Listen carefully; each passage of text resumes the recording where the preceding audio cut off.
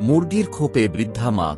পটুয়াখালীর মির্জাগঞ্জে এমন হৃদয়বিদারক ঘটনা, ধিক্কার জানাচ্ছে জনসাধারণ।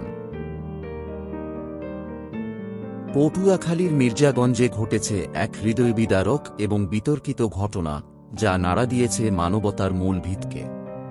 এক সন্তান তার বৃদ্ধ মাকে আশ্রয় দিয়েছেন একটি মুরগির খোপে। অসহায় এই মায়ের করুণ পরিণতি স্থানীয়ভাবে ব্যাপক আলোচনার জন্ম দিয়েছে, যা সামাজিক যোগাযোগ মাধ্যমে শুরু হয়েছে সমালোচনার ঝড়। স্থানীয়রা বলছেন, পরিবারটির আর্থিক অবস্থা অত্যন্ত শোচনীয়। অভাবের তাড়নায় সন্তান এই সিদ্ধান্ত নিতে বাধ্য হয়েছেন। তবে অনেকেই এমন অমানবিক অবস্থার নিন্দা জানিয়ে বলছেন, একটি সমাজে এমন ঘটনা শুধু দারিদ্র্যের নয়, নৈতিক অবক্ষয়েরও প্রতিচ্ছবি।